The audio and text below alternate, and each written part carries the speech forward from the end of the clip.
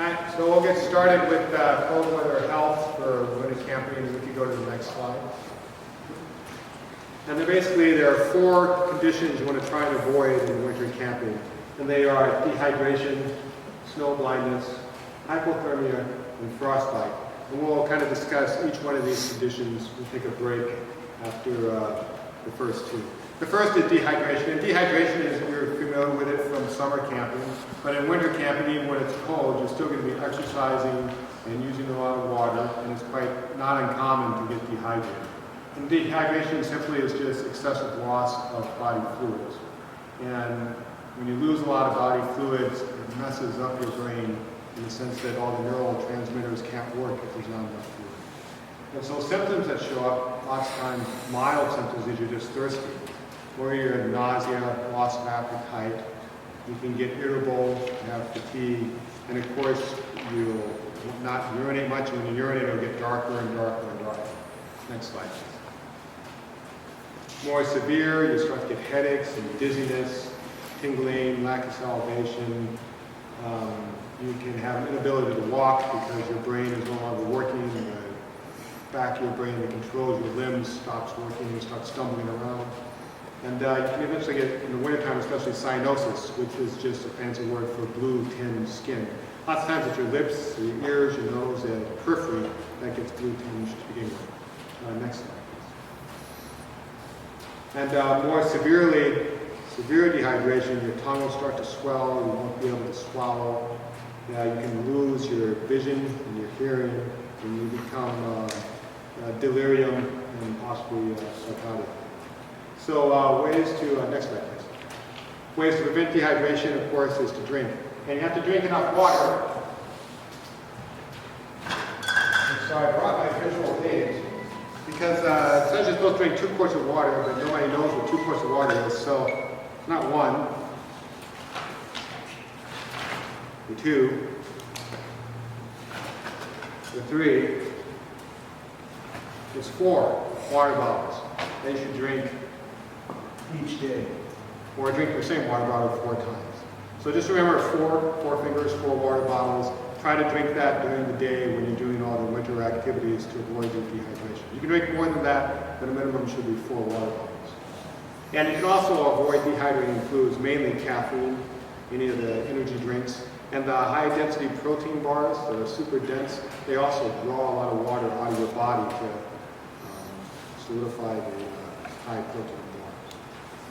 Of course, if you start urinating, you have dark urine, you want to increase the water. So even if you drank your 4 water bottles, if you notice when you urinate that it's getting darker and darker, you need to start drinking more. Treatment, of course, for dehydration is relatively straightforward.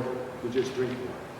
That's for mild dehydration. When you get more severe dehydration, then you need IV fluids. And sometimes you'll see that in football players, especially professional and college level players who get dehydrated. Might end up getting IV fluids on the side and then coming back in. For us, we end up going to the hospital to get IV fluids. Or in very severe cases, you need hospitalization. Next slide, please. The next condition in the wintertime is snow blindness. And this is just basically the ultraviolet light from the sun is very bright in the winter. And especially here, we're at a higher altitude and the air is drier, so there's less moisture in the air to absorb or distract the ultraviolet light, so it can be quite bright in the wintertime. And in the winter, off the snow, it reflects off the snow and into your face. And so snow blindness basically is just an irritation and inflammation of the eyes. And you can feel like your eyes have sand in them, or they're grit, or they're sore, or they're red. It's painful to look out of your eyes. It's painful to look at the sun. And when that happens, you're starting to get this snow blindness. And the way to prevent that, obviously, is sunglasses. And all the sunglasses now, even the $5 ones you can buy, all protect against the UV rays, and that'll help prevent snow blindness. And also wearing a hat. A hat with a bill works really well in the winter to kind of keep the sun from directly shining on your face. It doesn't help with reflection, but it keeps it from shining directly on your face. The good thing about snow blindness is it's a self-limiting condition, which means it takes care of itself. So the treatment is basically to put on dark sunglasses or a blindfold and just rest your eyes. And it'll usually heal itself within 2 to 3 days.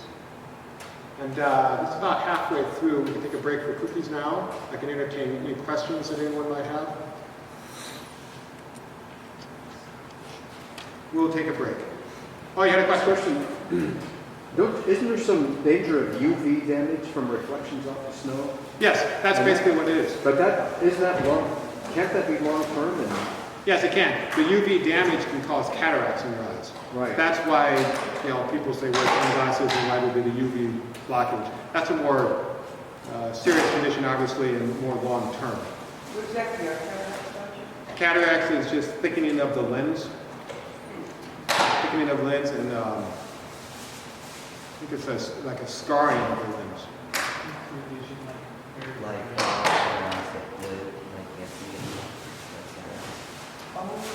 Yeah, your central vision gets blurry. Your peripheral vision is still okay, but direct vision gets blurrier and blurrier from the cataracts. Yes? So another portion of the snow blindness and the reflective sun is, even though it's 15 degrees outside, wearing sunscreen is not uncommon, because that UV can you can get sunburn off of that reflected light. So sunscreen in the wintertime is not necessarily as laughable as I thought when I was 14. No. In fact, a lot of people get sunburnt or windburnt when they go winter hiking or winter camping, because they don't think about it. The sun is bright on their face, and also the wind is blowing. And we'll talk about a little bit about that in frostbite in the second half, when we talk about frostbite. Other questions? Okay. 2 refreshments. Cookies over there. Next slide. Okay, next. So the next condition we want to be concerned about is hypothermia. And this isn't just in the winter, but we're predisposed to it more in the winter. But lots of times people get hypothermic when the temperature is above freezing. In fact, there was a case where a number of Marines died of hypothermia. It was 50 degrees and they were in the floor of the training. It was a very windy day and they were just exposed and they didn't get the appropriate treatment. So hypothermia is just lowering of the body's core temperature, inner core temperature. And that happens, like I said, when temperatures are above freezing. So pre-exposing conditions that can predispose you to hypothermia would be inadequate clothing, being wet, being exposed to wind, rain, or snow, having a poor physical condition, or just being exhausted. Next slide, please. Symptoms similar to dehydration. You kind of lose your sense of reason, and you start slowing down, and your core temperature gets lower, and so your actions become slower, and you don't start to think right, and it's hard for you to move your limbs. And you start shivering. You can have hallucinations. You can get cyanosis, again with the blue skin, the ears, the nose, the fingers, the toes. Very good. And ways to prevent hypothermia is common sense. You want to stay dry. You want to have the correct clothing, we talked about last week, previous time. You want to have plenty of exercise. You don't want to sit around on the ground. Sitting on the ground on the snow, the heat from your body will be the snow will cool you off by sitting. So it's better to stand and walk around or sit on a pad or a chair. And it's important thing is on the winter camping, it's good to appoint someone to be in charge, to kind of keep track of everyone for hypothermia. So a scoutmaster, assistant scoutmaster, someone who has experience, who can keep an eye on the different scouters and see if someone's getting too cold. Next slide, please. And when you start to notice that someone's not acting correctly, you need to take appropriate action and treatment. And the treatment for that is just to secure the person, get them out of the wind, the rain, and the cold, have them change out of the wet clothing, put on dry clothes, warm drinks, have them get up and walk around, start moving their muscles to get circulation going back in the limbs to increase the body temperature. You can put them in a warm sleeping bag. You can even huddle together in a group around the person who's cold, and that body heat alone will help warm the person up. Next slide, please. And the last condition I wanted to talk about was frostbite. And that's basically just freezing of the tissues. And the skin, underlying tissues become completely frozen like an ice cube. And so, not surprisingly, it takes a long time to recover from frostbite. And once you've been exposed to frostbite like I have, you're predisposed to having it occur again in the future. And they're not really sure why that happens, but just once you've been frozen once, it tends to happen again quickly. And again, predisposing conditions is what you'd expect.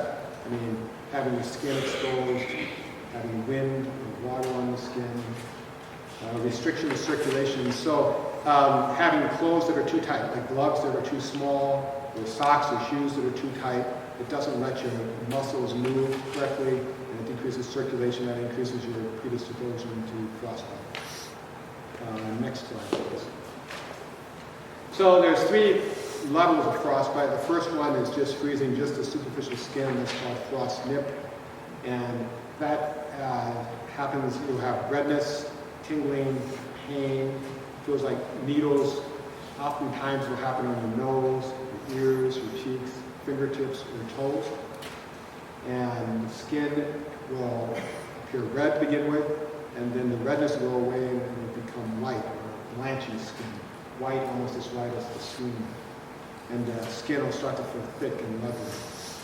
And once it starts to thaw, there'll be an aching pain, and the skin will start to burn, not unlike a sunburn, but they call it an ice burn because it's cold.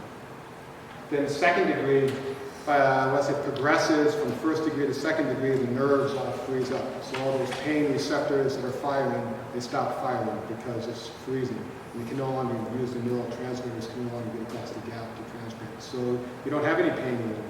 But at the same time, the nerves stop working, and it's harder for you to move your limbs and your fingers, and muscles are hard. And it can take a while to warm up after that. It can take anywhere from 3 to 20 days for second degree frostbite to warm up. And the third degree is the most severe, and that's where the full thickness of the skin is frozen, and it can go beyond that to freeze the muscles and actually the bone itself. And you have no sensation whatsoever because everything is frozen and all the nerves are frozen. And it can be very difficult to move. Your tissues start to swell. And after thawing, the pain will continue from 3 to 5 weeks, and that needs professional help. You can't really treat these people in the field. They need to be transported to a hospital. Lots of times these are people who have the black fingers and toes, and people get trapped in the snow and they end up having to amputate because of the gangrene in the tissues dead. So how do we prevent frostbite? Again, it's kind of essential. You want to stay dry, you want to avoid water, just have good nutrition. Another good thing to do on the camp out is to have a buddy that you talk with, where they keep an eye on you, so they can keep an eye on your nose, your cheeks, your ears, and you can look and see if it starts to get red and ask you how things are going. Yes? Is there a good diet to, I guess, help prevent the effects of frostbite? Just basic general good nutrition is what you want to do. And we'll talk about that more in the nutrition talk, which I think is in 2 weeks from now, if I'm not mistaken. But obviously, if you're out in the winter, your body needs more energy to stay warm. So you have to increase your caloric intake compared to just a regular day that you're going through. But we can talk about that more in the diet and healthy food talk that we'll have in a couple weeks. And the other thing with your buddy is when you start to see frostbite, it's important to treat that right away. And next slide, please.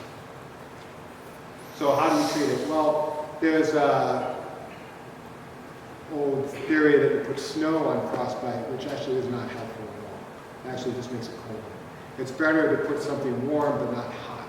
So like lukewarm water or even cold water, and that's if your fingertips or your toes can be put in warm water. If it's your nose or your ears, get a washcloth that's warm and just put it up there to start out with, and then move on to other cloths, a hat, that sort of thing. Exercise in the area can improve the circulation and help with recovery. And of course, frostbite, it's important also to think about hypothermia. Lots of times they go hand in hand because they have enough cold exposure to get frostbite. You can also have a lot of lowering of your body temperature as well. And severe frostbite, as we said, needs to be treated in a medical condition. Next slide, please. And so that's the 4 main things you want to be concerned about for winter camping. And so I made this little slide on ways to help survive winter camping. And one of them is just activity. So you want to stay dry. You want to be active and move around. You want to stay dry. Avoid the puddles. Play in the snow, making snow angels or doing snowball fights. You're there to build igloos and do other things and do organized activities. And do not sit on the frozen ground. Another thing is the clothing. It's important to have appropriate clothing, which we talked about last week. Cotton is rotten. And always wear your gloves and your hat, and bring extra clothes, especially socks. And you could have the best winter clothing gear and the best food whatsoever, but when you start moving and building the igloos, you're going to start sweating, and your feet sweat. Your feet are some of the heaviest sweaters in the body. And so your socks will get wet. And so you need to have dry socks. So after you've built the igloos and you're going to make dinner and you're hanging around, switching into dry socks will make your feet so much more comfortable. And before you go to bed at night, switching to dry socks will keep your feet warm overnight. And lastly, drink water for water bottles and eat well. And we'll talk about that more in the food section, which again will be in a couple of weeks. Now, questions? Any questions? The final slide. Hopefully that's what you're saying. Color. What is gold? What is gorp? Oh, gorp is like a homemade Trail mix. trail mix, basically. Lots of times it has peanuts. It's good old raisins and nuts. Raisins and nuts, basically. And people throw all kinds of things in there besides raisins and nuts, but that's what it is. Okay, so quiz time. Frostbite is from a snow snake, right? No, this is a snow dragon. Snow dragon. Oh, we got a new one. I didn't know that. Okay. How many water bottles we're supposed to have? 4? Okay, I'm not going to take any water bottles. I'm going to eat snow. Is that a good idea? Why? Because your body produces energy to make it work. To melt the snow. You use more energy trying to keep your innards warm than it's worth. So eating snow is probably not a good idea. Right? Okay. Cotton is rotten. We talked about that last week, right? What should you wear? Wool, nylon, polypropylene, spandex, and any other synthetic fabric. Similar? Yeah. Okay. You got the idea, right? Yeah. Why did cotton become so great in America? We all like to wear cotton. Because it was cool, breathable, and comfortable. Because it feels good next to your skin, right? Advertising. Advertising. It was cheap. Farmers. It was cheap to use. Cotton farmers loved it. You know, I mean, we made a lot of money off of cotton. So, cotton is good. It's just not good for winter camping.